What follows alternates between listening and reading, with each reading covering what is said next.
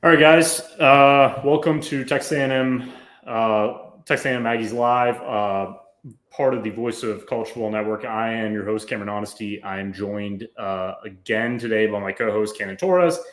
And as always, and going to be the case for a while, especially this summer going into fall with all the recruiting news, Landon Rosso. It's Rosso, right, man? I always get that messed up. Yeah, with Aggie, part of, should I say On3 now? Yep, On3. On3, yeah. So Congrats. Change of pace after Rivals for all those years. So with that collaboration, it's going to be interesting. And we got a lot of news, obviously, to get to today. 2026 four-star linebacker Da'Quives Beck, who committed to Texas A&M this afternoon over Oklahoma and Oklahoma State. This was not a huge surprise. I was talking to Landon, obviously, pre-show about that, kind of getting his feel. Obviously, he told me A&M was the favorite going in, and that's obviously great to hear because the tape I've seen from this kid at Carthage, Texas, obviously teammates with another A&M commit, four-star running back, KJ Edwards, is one of the best linebackers in the class. He's instinctive. He's physical. He's very fast, a very great athlete, considered a blue chip type of recruit. And I think he's really worked his way up to that because I don't think he was really considered that early in his career. Just had a fantastic junior season. Going into his senior is obviously going to try to surpass some of those numbers. And this is the second linebacker come in the class, joining Storm Miller out of Ohio, who we do remember he chose A&M over Ohio State. So right now, I'm giving all the credit. We did this last week on the show, kind of defending Jay Bateman, Texas A&M defensive coordinator, one of the better linebacker developers and now recruiters in the country. He's done it again. I mean, developing these relationships, knowing that he can develop these guys. I think it's very easy now for A&M to kind of market the linebacker position going into next season, with Torrin York playing the way he is, considered a potential first-round pick, and Scooby Williams, who, as we now know from Mike Elko, told us that he played through a very crucial injury all last season, had one of his best years, and is really scratching the surface going into 2025. He's probably going to end up being one of the better linebackers next to Torrin York. So anyways, guys, what was your thoughts on Beck committing? This is obviously one of the bigger commitments. Start with whoever wants to go. Oh, yeah.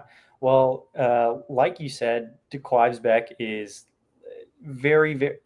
he's kind of the piece that we were kind of looking at to where Jay Bateman was kind of making his bread and butter. He was developing these relationships going along with what Mike Elko has been standing for this recruiting cycle so far. It's been the theme.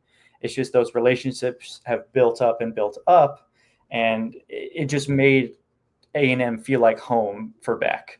And this is a kid that I think that they have pegged for a while, maybe kind of gone under the radar in terms of a national scene, even with various recruiting rankings high on him as someone who's kind of that east to west kind of linebacker, where he's very, very violent and fast. That's kind of how he plays the linebacker position. So it's really, really cool to see A&M go into Carthage again and get pretty much the best two players on that high school roster. Yeah, for sure. The big thing with Beck was relationships. That was a big one for him. And Bateman and Elko, all the staff, they made him feel, at home. It was a big-time pickup for A&M. And like y'all said, Bateman has done a really good job at A&M recruiting. And I think, this next month or next 2 weeks, you'll see another addition to that linebacker class as well as Beck. Yeah, that's, good news because you can kind of look at their 2026 cycle right now, and they are addressing every position possible. And we kind of, I think at the beginning, when you lock down, guys like Aaron Greer, wide receiver, and both your running backs with Jonathan Hatton, KJ Edwards, and really Madden Williams, who we can also mention, shut down his recruitment, which, again, I'm just very impressed by the staff's ability to keep these guys and not let these other schools kind of poach them at the end, because Madden, who is a rising star in California, was changed with John Bosco. One of the guys I personally believe was going to be extremely sought after late in the process. That's not going to be the case anymore, and he could end up being a star for A&M, one of those middle of the field, just chunk gang guys because of his route running, could play the Z. and is starting to get better at separation and become that possibly that X type of receiver as well. But I mean, it's very, very interesting to me that when you look at how other so-called elite programs out there, I'm talking like Oregon, Texas, Ohio State, they're doing very well. Georgia, obviously, has kind of bounced A&M in the recruiting rankings. A couple other schools, Notre Dame has done a really good job. But the fact is that some of that could just be brand recognition. I don't really know how they do recruiting down there in any of those areas. I know Texas, obviously, with Lambos, and I mean, we all know how they kind of recruit there, which power to them. But the fact that A&M in College Station has built this foundation that's become elite, getting some of the best prospects you can find in the country, and I'm talking the country, not just the state of Texas, building that pipeline with Georgia and California now. It's very, very impressive. Obviously, Da'Quives Beck being in the state of Texas and having his teammate commit here earlier, that probably put a cherry on top of his decision. But as you Landon told us last week, Oklahoma was kind of out of the process. Oklahoma State was still there, but again, Bateman and Mike Elko's vision for how he's going to use him, because I think, like I said, when you have a guy even under former head coach Jimbo Fisher, where he had that kind of trust in Torrey York to start as a freshman. Obviously, he thrived in the 2023 season, kind of took a step back at the beginning of the year, but then finished off leading the team in tackles last season. Obviously, he's just ascending right now. And if you are a player like Beck, who has that type of talent, you see that and go, why can't that be me? And it could be me, and I could be one of those early players to make an instant impact here. So moving on to this week, obviously it's the 4th of July on Friday. All of us probably have plans for that. I will be covering both commitments because we know that obviously Ethan Booby Feaster, 5-star wide receiver in the 2026 class, one of the more, again, I've been using this sought after prospects out there. He is committing on Friday, as well as Tank King, a 4-star linebacker. A&M could secure their 3rd linebacker in the class, which would probably finish them out at that position. And landing Feaster. I mean, if that happens, I'm just going to say this is probably the greatest wide receiver haul we've ever seen in Texas A&M's history of recruiting, and pretty much solidifies that Mike Elko is an elite recruiter and matches anybody in the country. Yeah, you're 100% right. I can't think off the top of my head what compositely it would be with the same amount of wide receiver haul you'd have with Mike Brown, Matt Williams, Aaron Gregory, all these guys, and that's not even understating Tafua and maybe even Caden Johnson as well, going into that receiving core as well. Going into this week, if they land Feaster, I think this kind of sets up to, okay, Holman Wiggins under Mike Elko's I guess whatever that right word is, this is kind of why you brought him in the first place, is to gather these guys and then train them to the next level. Like, bar none, his reputation is he gets guys to the league, he makes them draft picks, and they continue on to have good careers. That's plain and simple what it is. And I think that's exactly what you're seeing with A&M going after Feaster, who has the likes of USC. He had more LSU. He had literally every single probably Power 4 school at least looked at them on their board at one point and said, yeah, this is a guy. And I know that he was originally a 2027 guy, but when he reclassed, you kind of took a step back and said, well, is that a mature move to kind of it may look immature to reclassify to the 2026 cycle a full year ahead of time. But this is a guy who we were already talking about in 2027 as like the number 1 wide receiver in that class anyway, in that year. So when he comes down, he just needs to show it on the field this senior season. I think he will be a 5-star for multiple sites. I guess now one less fewer site now that Rivals and On3 are back together with their, I believe, Rivals 300, Landon? Is that what it is? Yeah, but that's what it is. Yeah. Yeah. So Landon, do you have any, do you agree with any of my points of do we believe that Feaster showing in his senior season could just stand up to the likes of we know the likes of like a Tristan Keys, a Calvin Russell in this cycle and stuff like that. But are those traits there to, even though he reclassified from 27 to 26, could he just be a composite 5-star? In my opinion, he could reach it. It just depends. Like a lot of these schools, their quarterbacks aren't the greatest for like throwing deep balls, all that stuff like Booby likes to do. It just depends how DeSoto's quarterback room looks, in my opinion, which this weekend, I don't know. It was a little shaky.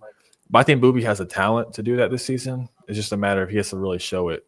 You know, his first 2 seasons, it's just been the same to me, in my opinion.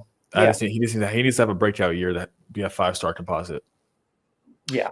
Yeah. Is that a lot of that has to do with, accuracy on the quarterback's part, with getting the deep ball, getting him when he does separate, obviously throwing an accurate ball.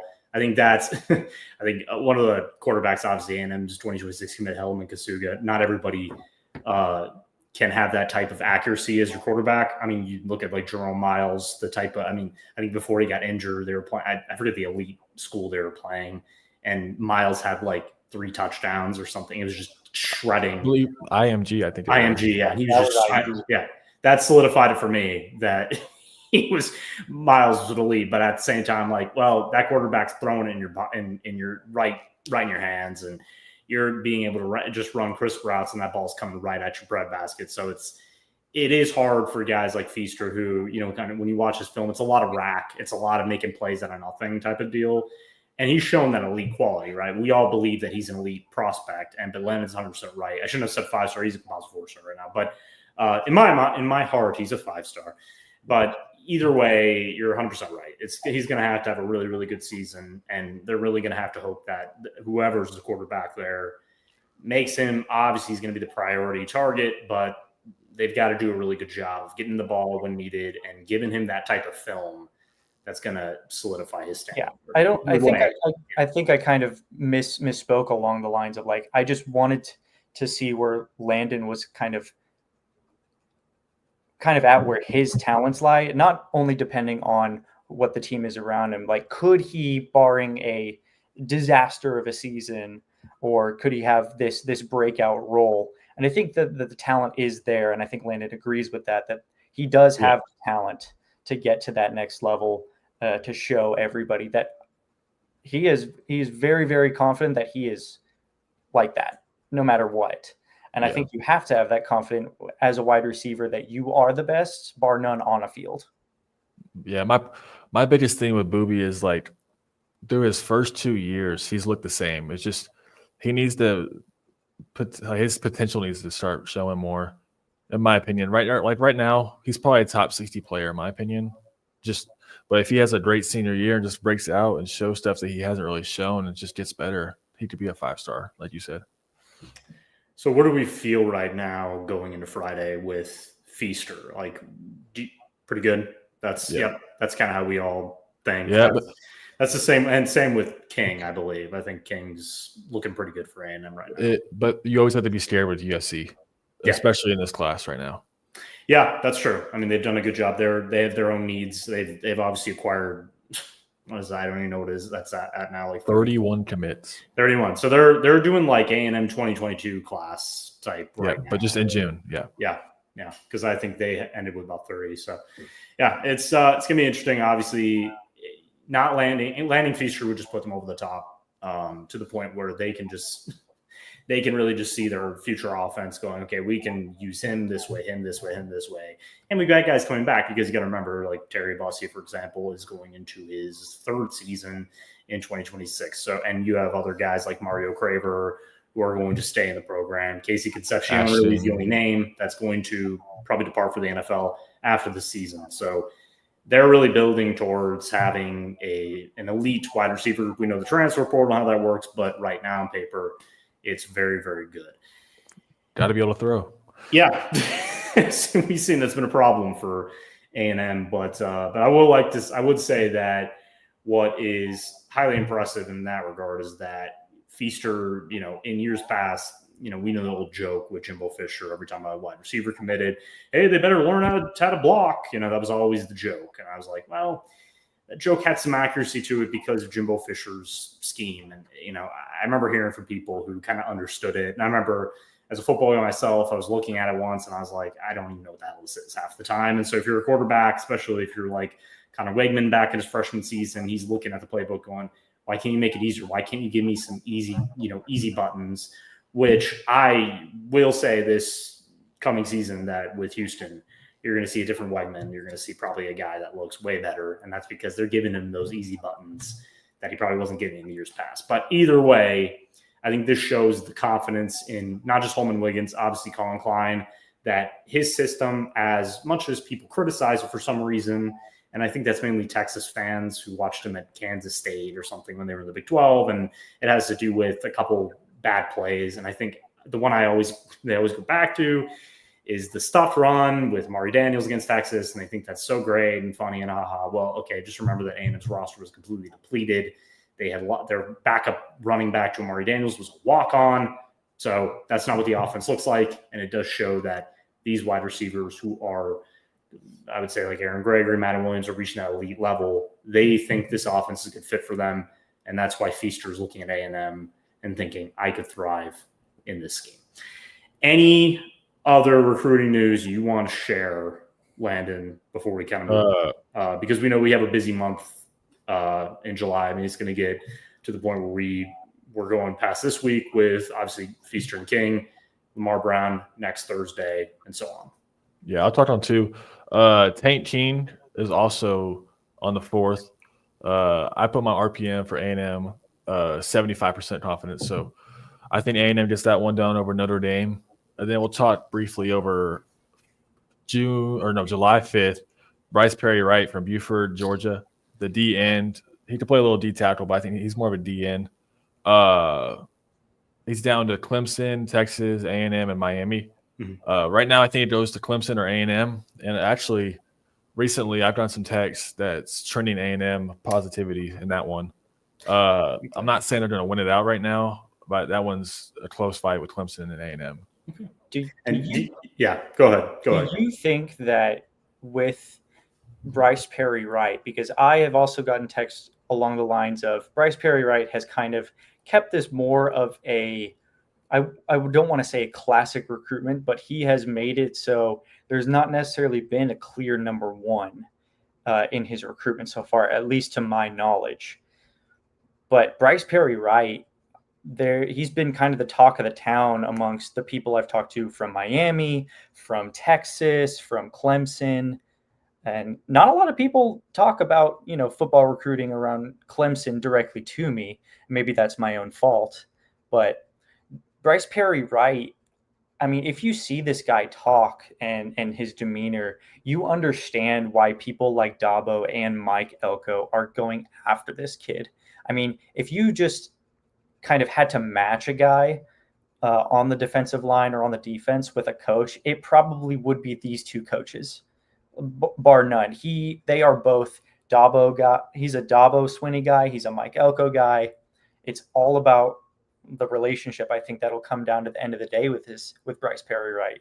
So it's good to hear that there's been some intel at least kind of trending a little bit towards A&M's direction. Of course, I think Landon will agree with me that you definitely can't count Clemson out if they're in like a final 2 or 3 for a guy that Dabo has a relationship with. Yeah, for sure. I think that's one that goes down to the wire, like the last few hours or the morning of that decision. You are muted, by the way. You guys are doing a good job on kind of covering that because, he's one of those kind of tweener guys in my opinion. I think he stands about 6'3", so you're right. I don't think he's really a D tackle. I think he's more of a DN right now.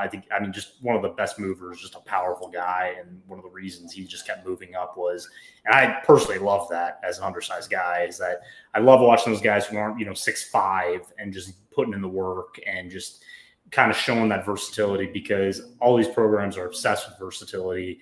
We talk about Lamar Brown, for example. That's obviously the best example of it, and that's why he is a 5-star, not just because of his high motor and elite athleticism. When you have players like that, you're going to have guys like, especially Clemson, who feel like they can secure him because of their background in developing those type of players that end up being elite defenders and immediate contributors as soon as their first or second season, then obviously starting over during their junior year. But Clemson thrives off of recruiting, so that's always an issue, because we know that in the past, I can't talk about him without laughing sometimes. But Dabo, obviously, he just does not care about the transfer portal, and I forget what year it was that he didn't sign one transfer portal player, and they still ended up winning like 10 games. And look, if you can develop your recruits like Elko wants to do, because I was writing about it the other day that Elko, he wants to use recruiting to build a program, but he's still going to use the transfer portal to replenish rosters. And that's what you're supposed to do. And that's what he did perfectly this offseason, getting 14 players, knowing we needed upgrades at all these positions, but we are not utilizing the transfer portal for all of it. We're not just going to say, okay, we need a new team, let's get everybody from the portal, because that does not work.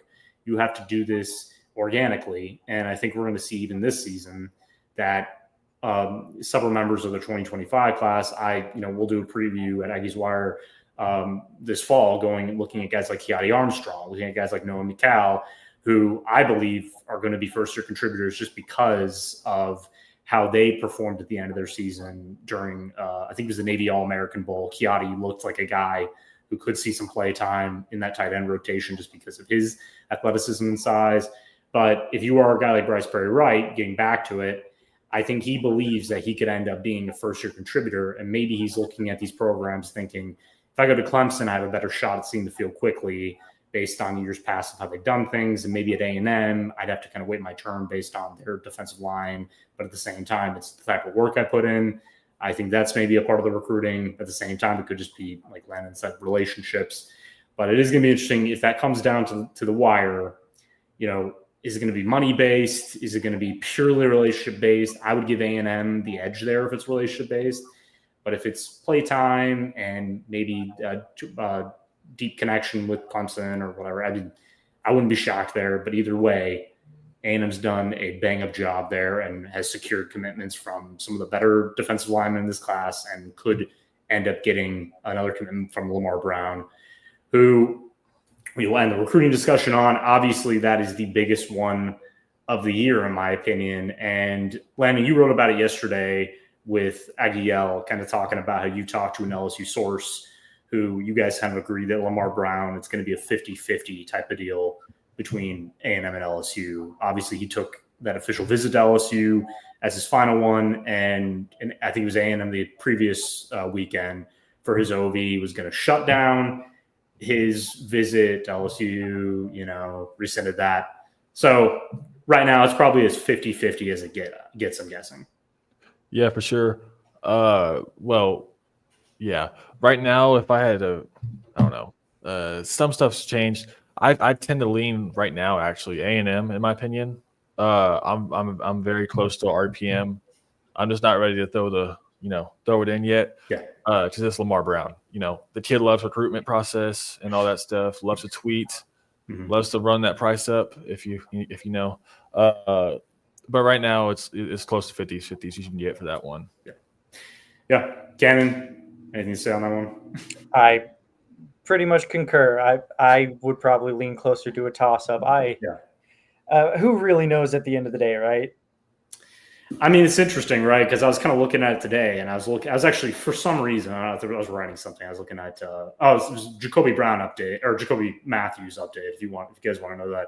Joey Matthews is headed to Auburn. I don't know if we really want to talk about that. But either way, I was looking at the 22 class, and I was kind of looking up and down, looking who's left, and it's got a sad story.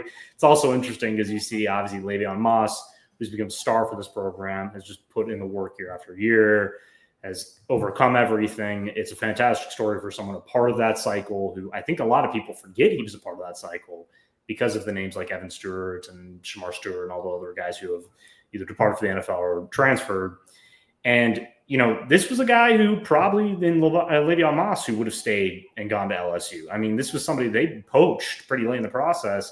I don't remember if he was previously committed to LSU. I think he was close to, but they've shown A&M in general, not just Jimbo Fisher, but they've been able to do this. And I think it's one of those things where if you play in a team's backyard and I don't know, maybe you just want something different, right? It's like a kid who it's kind of like Alex Caruso's story.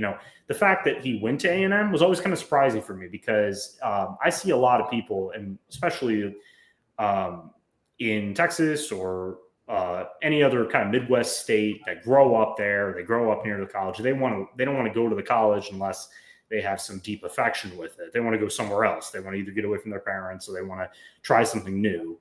So that could be the case for him. At the same time, it's LSU, right? It's not, it's not Boise State or one of those random schools if you live there, or, you feel like, I want something different. It's one of the premier college football programs, and he knows that he would have the ability to play immediately with either program. So I think 50-50 is extremely accurate because when it comes down to it, I think it's kind of like the Bryce Perry Wright thing is like, you really have to weigh those options at the very end of the deadline of where can I see myself playing for the next 3 years? Why should I stay home?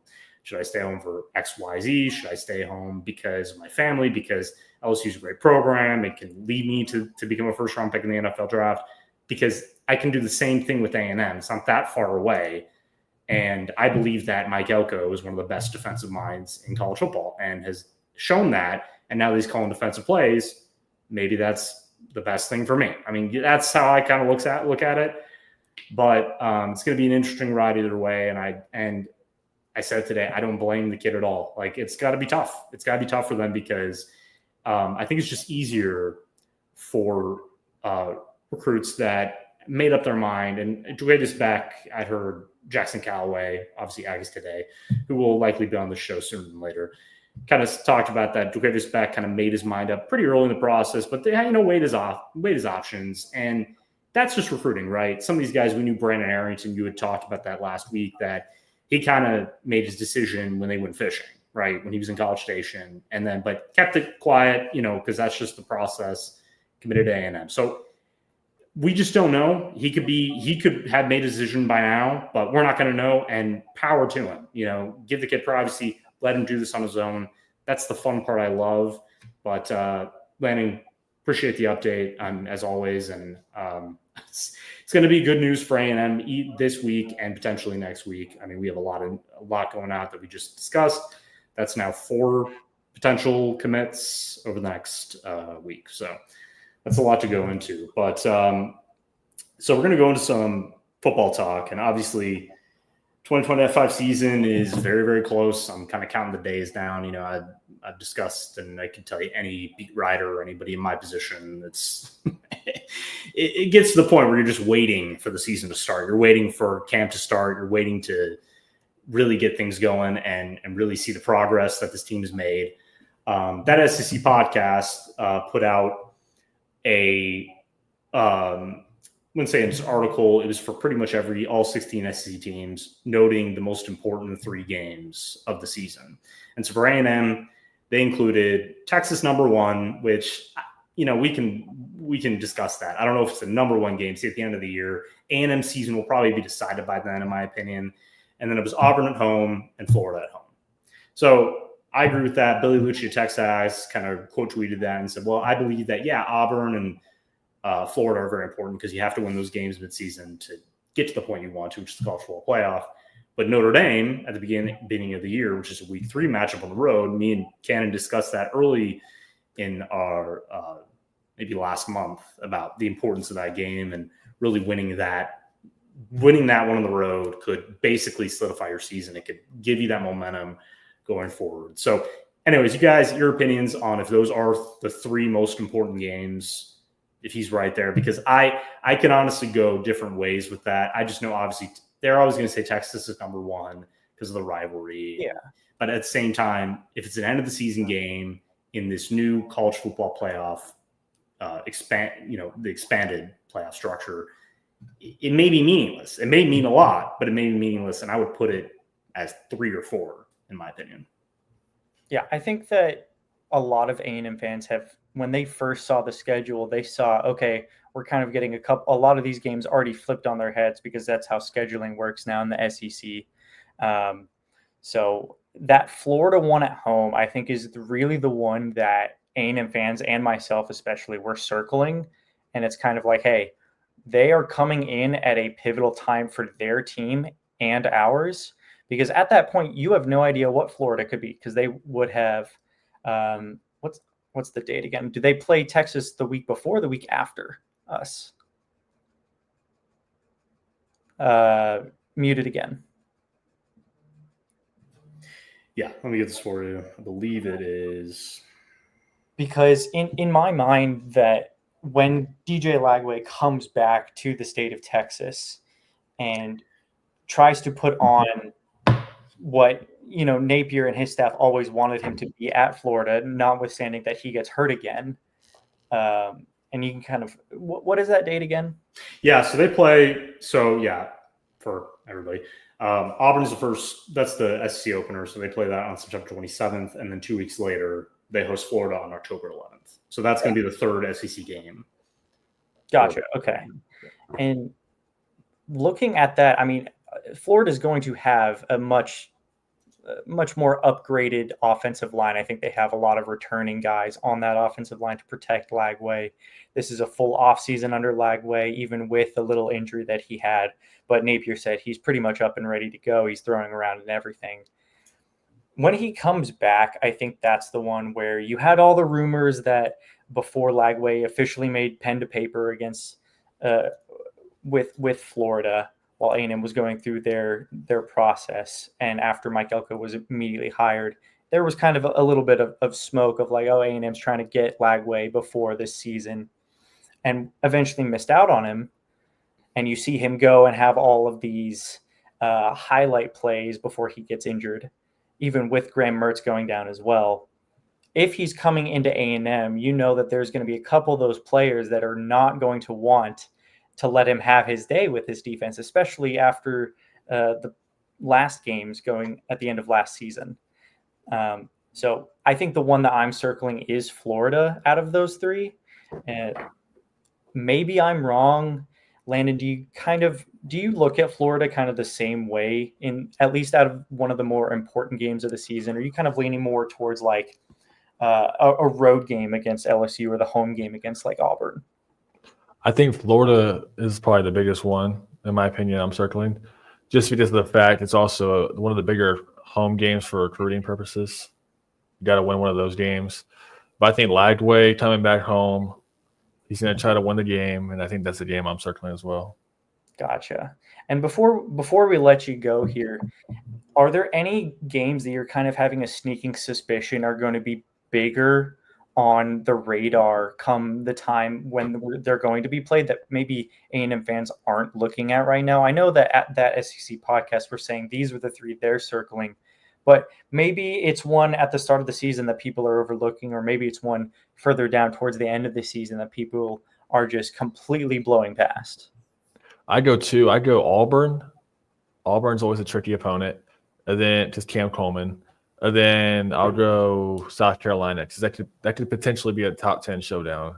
Yeah, definitely. I think those are two for me. Yeah. Is it more the quarterbacks of these teams kind of being that unknown coming into at home? Yep. Well, yeah, Sellers absolutely fried A&M last year because it's physicality. That's going to be the draw, and that's I think that's why a lot of people say I'd agree with Landon there. I think that South Carolina, you play. Looking at the schedule now, this is one of the reasons why people believe it's so tough, because you are playing Arkansas now on the road. And Arkansas is going to be one of those teams where it's like, I don't really know what to think about them. I think they're going to be above average at best. I think that they're going to have moments where Taylor Green has a great game, and if he can stay healthy, if they can block up front, and I think they've got some decent wide receivers. But it's all going to be up to A&M secondary, which we've done deep dives on. We've talked about being somewhat improved, that at least they should be good enough to not allow big plays. So when you play Arkansas on the road, then you play LSU on the road, which many people think that's an automatic loss. It depends what kind of A&M team they are at that point. And then you have to play Missouri on the road, which is another one like Arkansas. No idea how good Missouri is going to be. I hear some people thinking this is a 9-win team. I have other people, including myself, thinking they're going to be a 6 or 7-win team. So, and I think really their star player is at running back. So it's like, it's kind of a weird, kind of figure these teams out. But South Carolina, because of the physicality they play with, because of the defensive line they have and returning, and they have some speed at wide receiver. I don't know what the running back situation is there. I think it's kind of up and down, but Sellers has a lot of pressure on him, right? He has a ton of pressure. And A&M, I'm going to be honest, the fact they're hosting them is better for the Aggies because they want some revenge, because this team embarrassed them last season. I remember watching that. I didn't go to that one because it was on the road and I had a family dispute, but I was actually watching my dad. I remember I was covering, my dad came down. He's like, what happened? It was 2020. And I went, they got out physical. They got just manhandled. And you could see South Carolina just laughing about it. And that stays in these guys' minds, especially Marcel Reed, who has gotten a little stronger this offseason, put some muscle on because he took a lot of hits in that game. And I mean, took some hits, took some big blows. He took some hits, but it was more the fact that in the South Carolina game, they could not make a tackle to save their life. Yeah, they couldn't do anything. And that's another big, that's why I will say this for the 100th time. Lyle Hemphill came in here because of that. Yeah. Because they knew that just keeping Bateman there, he wasn't going to fix these problems because that's just not how it works. They wanted to give Bateman a shot of helping out with game plans, giving Elko the reins of play calling, and bringing in a fresh mind, somebody who had a great season with James Madison last year. And if you watch James Madison, they tackled, they played very well in the secondary for the most part. They didn't have the talent A&M does. So, you can translate that and say, we're getting this coach in here now who's going to fix these issues, especially guys like Bryce Anderson, who had a lot of issues last season. If he can take the jump, those safeties can tackle, your linebackers are doing their job, and you have a healthy Scooby Williams with York, you're not going to have those issues. But that's the game I have circled. It's going to be definitely a lot of unknown. Yeah. And I think that's a good way to kind of seamlessly transition Landon out of here, because I know he doesn't have a lot of time. Yeah. So Landon, kind of ending words, Florida's kind of the one that you're circling just because of the whole situation that they have at the quarterback. For sure. That's the one I'm circling the most. Yeah, awesome. Lagaway, does he have a revenge game in him? Is it revenge, I guess, because he was a backup last season. So yeah. Well, Landon, I know you don't have a lot of time. Where can the lovely people watching find you on socials? Right now, all platforms lands in on 3. Awesome. Had to change it from Rivals, but yeah. And then with Aggie, obviously, is still the same. Aggie, yeah. He's doing a ton of updates for all of you guys. And we work off of him. We work off all these guys that put the work in with recruiting. So thanks for being on the show, man. I appreciate it. So thanks for having me. Y'all have a good night. Yeah, you as well, man. Yeah. So to continue that, it's going to be one of those things where we're going to figure out who A&M is by mid-season. And I think that's why they list those games. I'm just always going to say, we can talk about Texas briefly. I just think that Texas has a lot that they have to figure out. I know that, and I saw today Steve Sarkisian was on with, I forget who the host was, but he was talking about the wide receiver room. And I was actually talking about the other day with somebody else. It's a very young wide receiver room, right? They're putting new faces in there. Yeah, they have some 5-star guys and a couple returning guys who were kind of rotational guys, but they don't have a clear number 1 yet. No. And they don't really know who Arch Manning's go-to option is going to be. They have to replace the tight end position. It was very, very good for them last season. They have 2 new bookend starters at tackle. And outside on defense, they have an elite secondary. I think it's going to be one of the better in the country, just literally blue chip players and returning veterans. And obviously when you have Anthony Hill at linebacker and Colin Simmons rushing the passer, you're going to have a good defense. But this is a chance. Yeah, go ahead. I think what they've done is they've granted this pillow for the offense to kind of not have to be on the field as much as it has to be, so that they can allow Arch Manning, these young wide receivers, to kind of blossom. I think that's what they're trying to do, because you saw them. They didn't even go to the portal at all for offensive linemen.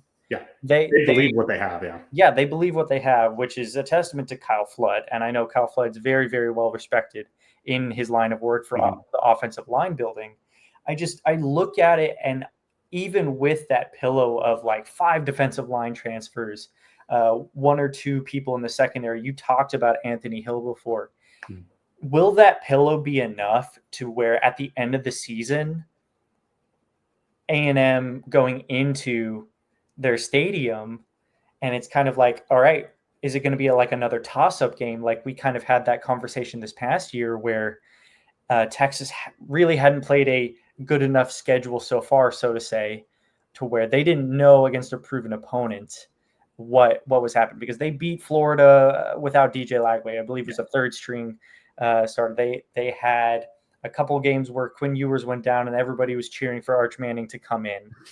Like what was their goal? And I think that it kind of gets lost in translation. Like that game at the end of the year, end of the regular season last year at Kyle Field, even though the ending was how it went, going into it, you're going, could A&M pull this out to where they go to an SEC championship game? Yep. Yeah. So I That's the think thing. that's where my head's at. Is that pillow big enough for them? And I think that's what we're going to see going into that last game of the season, because we know A&M is going to be upgraded defensively, especially with the additions of Lyle Hemphill, like you said. Yeah. That secondary cannot be as bad as it was in those last 5 games. Absolutely. Yeah. This is the thing. I will, if they struggle, I'll be the first one to admit it. But at the same time, I'm just very impressed when any coach, and you mentioned Kyle Flood. I have great respect for Kyle Flood. I think he knows what he's doing. I think Sarkisian trusts him, and we've seen Sarkisian has moved on from coaches in the past that are just not doing the job. And so power to them, they're doing a good job. This isn't a slight at Texas. Like, yes, it's an A&M show, and yeah, we hate Texas, blah, blah, blah. But at the same time, I want to see Arch Manning do well, because I want to see these kids live up to all this praise. I hate when, and we talked about DJ Lagway earlier, who I remember someone told me, and I mean, I kind of agreed with him. I'm like, okay, this is giving me vibes of like Josh Rosen and others, that when you put too much praise on these guys, they just don't deliver. So Lagway is an elite talent, lead arm, but he's got to become more accurate. He's got to have more touch. He's got to, and when we talk about touch, don't throw early Brett Favre passes, even though you can. Like, don't just throw it to your break in a guy's hand. I don't know if his arm's that strong, but you got to layer that thing, and you got to develop a rapport with your receiving core. So I know they're going to have a lot of high expectations because of the way they finished. So going back to that, yeah, that game's important because he's going to want to win in Texas. A&M beat the crap out of them in their own stadium, in the swamp, in a day where all the momentum was with them, because obviously Marshall Reed was making his first start. So it's that type of game. But it's just going to be, I think that the games that are going to define this team are 2 of the 3 road games against Arkansas, Missouri, and LSU. If you lose to LSU, but you win 9 games on the year, it doesn't matter, right? That's the thing, because I look at LSU, and that's why it wasn't listed, right? It wasn't listed on their list because the way that they beat LSU last year in Kyle Field, and losing 17-7, Marshall Reed comes in there and they just shred them on the ground. That stays with this team. You now get them in Death Valley. You get them in a environment where they hate A&M. It's become a very fierce rivalry, especially because of how the games have gone in the past. But that's the thing. Like, before that game happens, that's why I'm going back to Notre Dame. I'm kind of getting things tangled up here, but you beat Notre Dame on the road, a team that was this close to winning a national championship last year. Granted, they have a new quarterback, have a great defense, have a great secondary, one of the best in the country, per Pro Football Focus, who kind of ranked them the last month. And you get that done, you handle your business, and you come out of that, I give A&M a shot at every game, right? Because if you get that offensive momentum, you're running the ball well, you're utilizing your athletes. Marshall Reed looks above average in the pocket. He's hitting his targets. Casey Concepcion lives up to that number 1 standard. Then this team is going to be one of the best in the country, and that's why they've been praised throughout the offseason. And it's going to continue, and it's deserved. I'm going to be honest; it is deserved. I will say that even though they haven't produced in the past, they deserve it because there is elite level talent on this team. They just have to put it together. But we can move on from this. It's just we could talk this to death. Well, the one more thing I want to say before moving on, I think it's a little bit. When you said that even if you were to lose to LSU on the road and it not necessarily matter, I think that would be kind of a little bit more of an understatement to where it's, well, if you're losing to LSU on the road, does that mean that you're also dropping road games to Texas and Notre Dame? Yeah, that's kind of true. That's kind of true. If you lose to Notre Dame and LSU, if you beat Texas at the end of the year, and you take care of business, the rest, it doesn't matter, right? But that doesn't seem accurate. I don't see them winning both Notre Dame and LSU. I just don't see it because of just the way football works and the way that some teams are healthier than others, home field advantage, revenge, LSU having Garrett Nussmeier. And I believe that, he's already looking pretty good, like the Manning Passing Academy I've heard. He's looking like that player we expect. He's going to be the star player for LSU. Very different type of offense compared to A&M, where Marshall Reed just has to be good enough.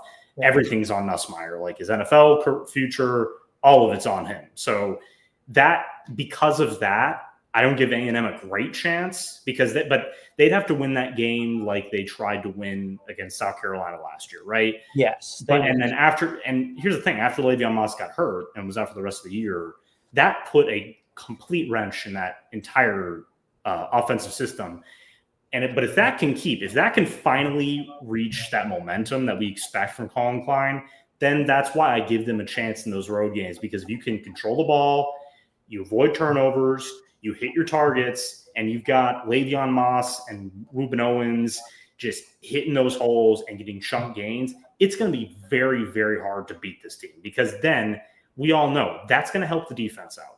That's going to help the secondary out. It's going to put less pressure on them. And if the secondary, look, they're going to have a better season. I'm not going to say they're going to have a great season, because we don't know what guys like even Des Ricks are going to look like. We believe that Will Lee and Julian Humphrey, their new corner from Georgia, are going to be pretty good. I think they're going to be your outside starters. But then you've got a couple other names that you think are going to take a next step, but at the same time, we just don't know yet, because we're going to see how much work Lyle Hemphill has put in. Exactly. And especially the safety rotation, which you and I discussed with Carter Carrolls during spring, where we were talking about position groups, and that was the one he kind of pointed out. He said, I just don't know yet, right? Because they've got good players, and they got guys like Marcus Radcliffe, who I think led the team in interceptions last year.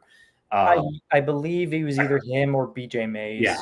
And I think it was BJ Mays. Yeah. But Radcliffe had a good start to the season, right? He showed flashes, but then he played okay down the stretch, but not great. And so it's like, you got to play consistent football. Yeah. Get that from your cornerback rotation and your free safety rotation, then this team's going to be great. Because I've seen a lot of people in my comments with articles or something talking about all of A&M's strengths, a lot of them said, well, no. And I kind of love it that finally that narrative is starting to die out with Marcel Reed of he has to be elite. He has to make every pass. He has to do this.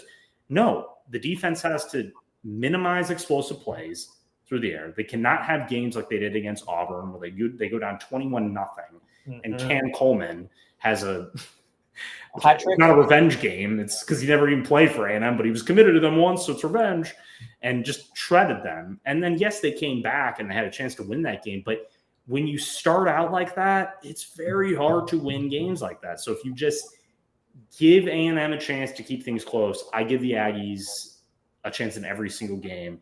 But I agree with your logic there. That was kind of dumb. I think you need to win. It is unknown. Yeah. I mean, what's your opinion? Like, how many road games does A&M have to win next season?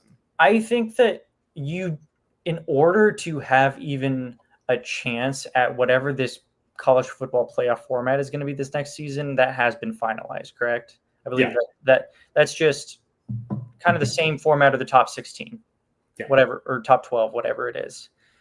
I think if you want to even have a chance at that, then that means bar none, you are going to have to win on the road at either LSU or Texas, bar none. Because your other road games in the SEC are Missouri and Arkansas.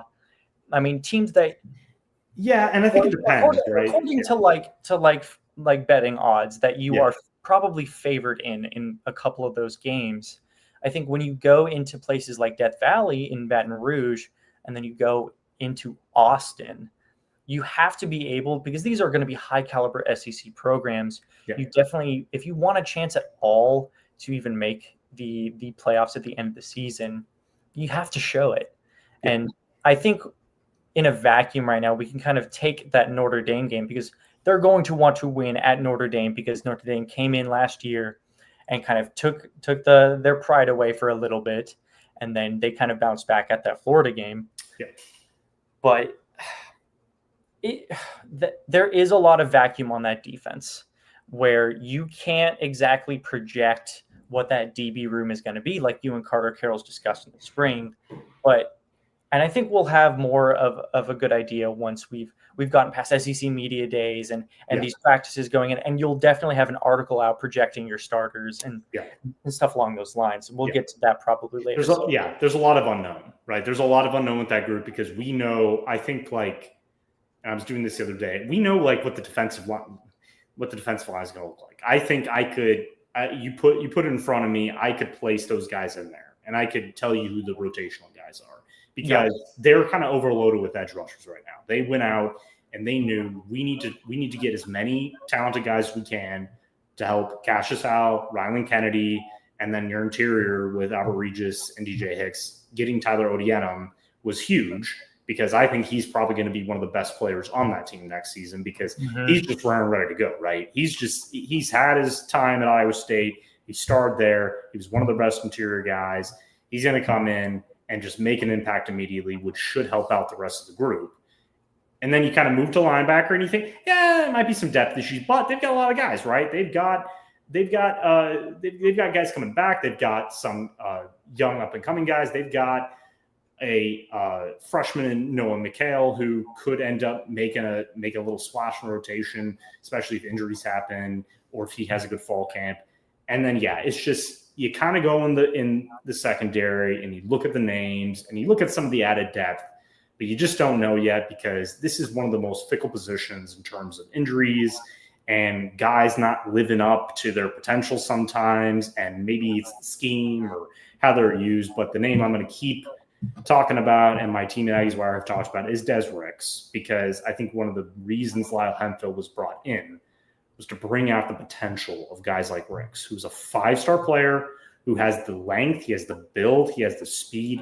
It's just the instincts and it's the ability to understand what Elko wants from him in the secondary. You can't be static. You can't just sit. You really have to really put the work in this offseason to learn this defense, watch film, understand what these quarterbacks are doing. And if you can do that, you've got the attributes, right? We've seen him. He made one of the interceptions he made last year against Arkansas. He can do this job. It's just putting it together. That was one of the reasons he transferred from Alabama. So there are tons of names. I mentioned Bryce Anderson already at safety. That's another player I believe is going to take a big step because of Hemphill's teaching and because it's his final year and he needs to put together a good season to have a chance at the NFL. So there's a lot of maybes and what ifs, but I think you can feel more comfortable knowing that you have Willie, you have Julian Humphrey. So these are two guys who you believe are going to be consistent starters who aren't going to kill you on the boundary. And especially in an SEC, look, you get to avoid Ryan Williams, so that's nice. But you're also going to play LSU's got a lot of good new guys in there. It's going to be Varian Brown. You're going to play Nick Anderson. Yeah, and Nick Anderson, if he can stay healthy, is going to be one of the toughest covers in college football. But here's the thing. I think that you got the mental guys for that. You've got Will Lee is a dog, as they say. I mean, that dude wants to take on the number one guy every game, and he's shown that ability to do so. So I just think this unit just can't kill A&M, right? Because it killed A&M a couple times last year. Exactly. That was the problem. And that's the thing. That's why you hire guys like me or anybody else who we're paid not to just give our opinion and go, well, this happened because we're paid to do the research and look at the film and really understand why A&M struggled in certain areas. And coming out of the offseason, when I did my deep dive, I just looked back and said, Marshall Reed isn't the problem. He's not the problem. This running game will be better. It's the defense. It's the secondary. They've got to do that. And he made the changes necessary. We'll see if that comes to fruition. Hopefully it does. So we're going to move on. Well, we could mention, and I think this is kind of hilarious and right on point, that SEC Unfiltered gave their before SEC Media Days going into a couple weeks from now. Marcel Reed in the SEC, which is accurate, was number 7 among quarterbacks. Before him was Garrett Nussmeier, LSU, Lamar Sellers, and number 2 for South Carolina, DJ Lagway, Florida, Arch Manning, Texas, Diego Pavia, which I don't get it. He's not the greatest passer, so I don't understand why he's like top 5 sometimes. It's kind of confusing. But Austin Simmons, who has not played a game with Ole Miss, which is kind of funny, and then Marcel Reed. So I'm just going to say it's kind of accurate, though, because we just said Marcel Reed does not have to be perfect. So I guess 7 is pretty accurate.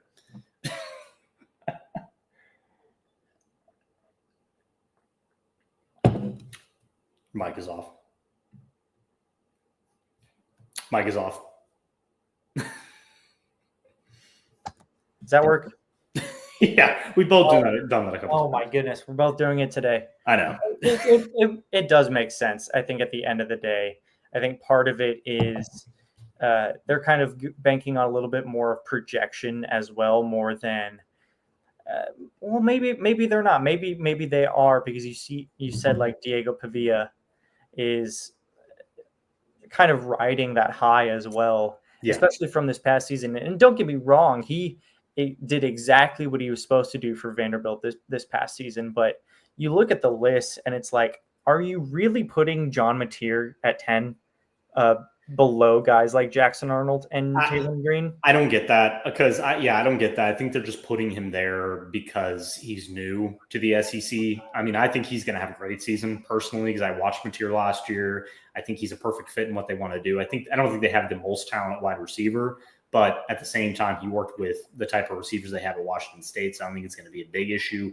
And so, look, these are rankings that are just made to get opinions and get fire responses. I just think it's kind of funny that we keep seeing they don't move Marcel Reed, and they keep putting Austin Simmons above him, which I don't get. I think that Texas performance has poisoned the minds of national media people. I think someone told me, they said a well-known name, I'm not going to mention him, all he did was watch like 2 A&M games all year. One of them was the Texas game, and then he went away going, Marcel Reed's not good. I was like, okay, so Arch Manning is the greatest ever because he had a touchdown run against A&M. I don't get it.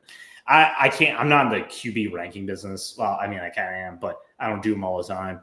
I just think it's A&M shouldn't care about that because they know what they need from him. So it's not something they need to cry about or defend. And it's going to be interesting that if they we'll see if I make it to SC Media Days this year, if I can get that on the schedule. But for the guys who are there, as usual, if there's a question about Marcel Reed, I hope that Mike Elko is going to give a very good response and a very accurate one, because I like to put this narrative to bed finally.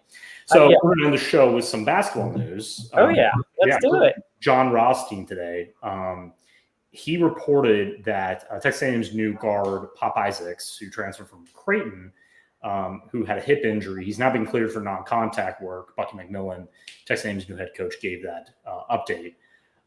So it's big news. Obviously, we're in July 1st right now, so we got a long way away from the 2025 season. And we've already heard that Rodrigo Dominguez, right? Yeah, he's Ruben Dominguez. Yeah, Rodriguez. I don't know if that name's in my head. He made it to College Station, I think. So did Rashawn Agee, I believe. Rashawn Agee is the only one right now. I think Federico. I think Luke Evangelos put that in there as he made it, I think. I have to look. I believe Federico arrived. We were originally projecting. Yeah, he's arrived. I think we were originally projecting him to come a little bit later in July, but he's here now. Yeah. So I think you're getting all 13 guys of your roster now on campus. And of course, we are still waiting on Rashawn Agee's waiver to clear from the NCAA, which is kind of a 50-50 right now. I think a lot of people are leaning more towards him getting cleared by the NCAA based on certain things, playing time and injury and JUCO and everything like that. But it's really, really hopeful now that you have all of your guys to mesh and gel on this roster, especially 3 months before the season starts. So yeah, definitely something to look forward to if you are an Aggie fan right now. Yeah, and it's great because I think it is good to get those updates. because sometimes basketball is kind of interesting. And well, same with football, I would say, in the offseason when recruiting kind of dominates the news cycle and you're really hearing about that. And until we hit the early months of August, then we start to hear more about how things are going, how guys are progressing. There are certain injuries sometimes people don't remember, or they don't know what guys kind of rehabbing, and we finally get an update. With basketball, it's a little harder. Good for John Rossi and obviously getting that communication with those guys, one of the best in the business. That is great to hear, though, because Isaacs is going to be a big part of this team. He's going to be I think he's going to lead A&M in a lot of categories, both scoring, assists, and shooting. And, to have that guy ready and be around in summer workouts, get used to this system going into their first game, which is November, I believe. Yeah. So you got a long way away. I mean, right, we're going to be at the end of near the end of the college football season at that point. So he's got a lot of time to get back to that level. And if he does, I think that he's going to be one of the best players in the SEC. Obviously averaged about 16 a game last year, had multiple 20-plus games. He tore up Kansas. This is somebody who, this is his last year. He obviously committed to play at Houston because of one of their star returners coming back. Saw A&M as a great option to finish things out. And when you have a really star-studded roster right now, it can't get any better for a guy like that. So it's just very good news for the senior guard. And we do have, obviously, I probably should have started the show off of this with baseball. I think it's a big deal that happened yesterday that A&M's star reliever who was injured last year, Josh Stewart, is returning. And I'm going to be honest, Ken, we've been kind of down on A&M baseball a little bit. I think it's gotten a little better after they landed a couple of big hitters, and I think that rotation starting out. I've already seen a couple analysts, not a ton, but a couple put A&M in their early Omaha 8, and which is, to be honest, the reason that it's good to see A&M's name in those is that these guys at least believe that this is going to be a competitive team next year, and they're going to have a chance to make it back to the NCAA tournament and possibly make it to the College World Series because of the new players they got on offense, because of guys like Caden Sorrell, Gavin Grahovic, Terrence Keel returning, Bear Harrison, a couple others. And now, you're pitching, you don't really know what it's going to look like because we said this last week. Obviously, we don't know if Ryan Prager is going to return. These guys have to make their MLB decisions sooner than later.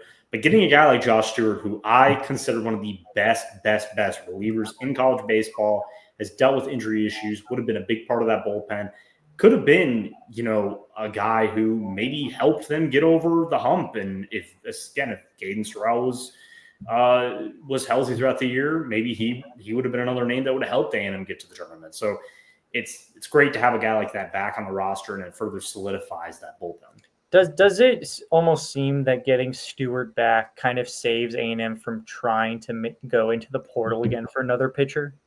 For relief, I think it does. I think, their starting rotation right now is kind of murky. There's a lot of names in there. So, and we still haven't heard, I believe Weston Moss is returning. Obviously Shane Sadeo, who we talked about. I think Landon was the one, or it was either you or Landon who kind of said maybe he's the guy who ends up leaving for the MLB. But I think I did last week. I think that's how it felt. And that makes sense, but I think I think Early's just kind of playing it by ear right now. But I think when that happens and he's rehabbed and he's going to be completely healthy by that time, because I think he was out very early. I think it was very early SEC play. So they really had to scramble and figure out their bullpen, which was an issue last year. Led to several losses, kind of solidified itself when Weston Moss came in there and got better. But if you had Josh Stewart, and I look back at games like Alabama and Kentucky and a couple others early in the season where if A&M had a guy like him, they could have won a couple games. They could have won a couple series with him. And I'm not, that's not hyperbole. Like, that's how good Stewart is. That's how good he was at the end of the 2024 season, especially 100%. During their run. So personally, I think right now, barring any more announcements and guys leaving for the league or whatever, then I think he's going to play it by ear, like I said. But I think right now he looks at his bullpen, a lot of young arms coming back. I think he knows, okay, maybe this is the strength now. Starting is going to be up and down possibly if we don't get the guys we need back.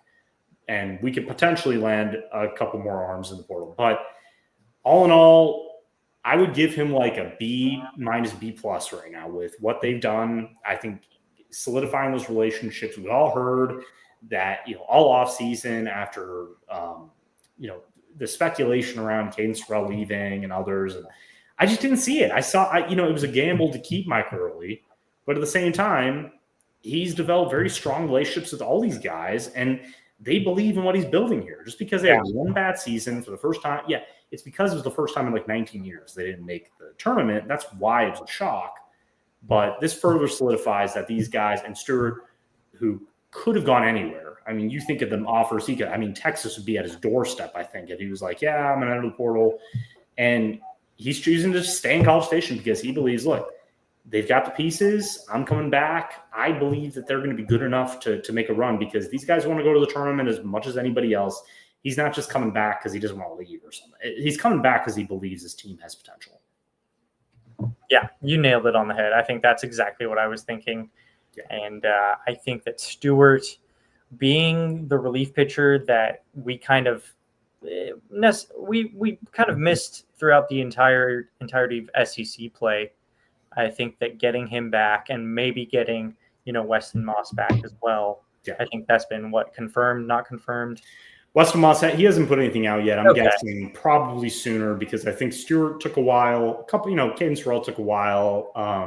And we don't know what that, maybe that has to do with NIL. And, I've heard that, and power to him. I mean, maybe that passing, he probably wasn't leaving, but he probably knew, okay, now I know my NIL package is here, whatever. That's just business now. It's part of the business. But I never saw Caden Sorrell leaving, going anywhere. I think that he's very close to what they're building. And I think he personally believes, like, why would I go anywhere else? I was having an awesome season. I would, coming back from injury now, I plan on staying healthy the entire year. I've got Krahovic back. I got Chris Halkopian now. I've got Jake Dewar. These guys are great contact hitters. Halkopian has a bright NFL future.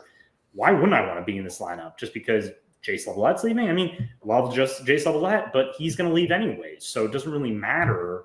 So it's really just putting play. That's the thing. We didn't have this discussion.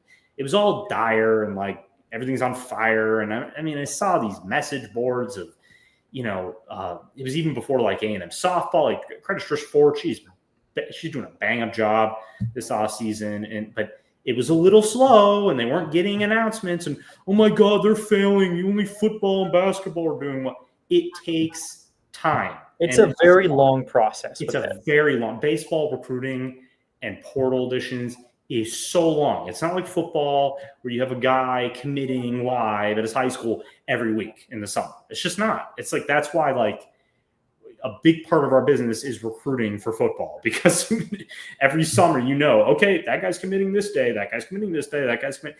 It's just how it works. And it's more of a show, right? It's more. Yeah, it is. For baseball, no, it's not. It's like these guys have been playing baseball since they were 8 years old. They play every year. If you're in California or Texas, you're playing every single weekend, it seems like. And it's just continuing the job. It's getting to the next level to eventually get to the show. That's the whole goal. So you pick the school based on how they're going to develop me. Do I love the culture there? And Early has a lot to prove, but he knows right now, like, this is the way I feel we have to build our team. We have to keep core guys. We had to get 2 more stars in that lineup, which they did. And we have to solidify this pitching rotation. Justin Lampkin, that I forgot to mention, is another big name.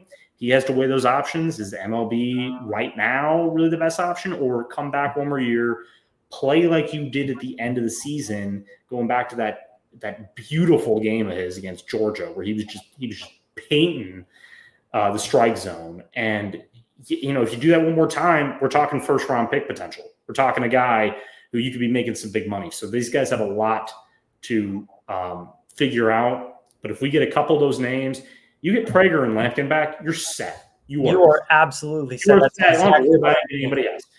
You don't, then maybe you add a couple more names to get that pitching rotation to the point where you can really pick and choose, test guys out in the fall, going into the winter, and then kind of figure that out. But they're going to have weaknesses like every team does. But they know that they have to be a better hitting team. They have to be a more consistent offensive team. And if they can do that with above average pitching, A&M is going to be a 30-plus win team, in my opinion. So, yeah.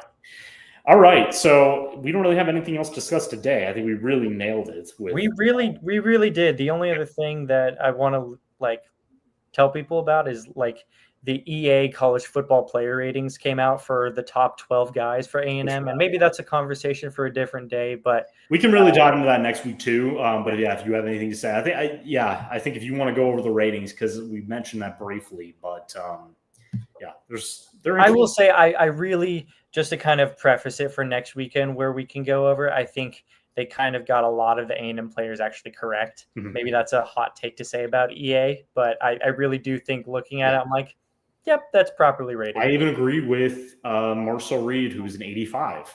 I actually agree with that one because I kind of saw that they had the full quarterback rankings, like top 25 or top 10 or 15 or something. And Marcel Reed wasn't on there. And of course, people were like, oh my God. No, he's 3 points below the third highest guy, which is like an 88. Exactly. And he's a 90.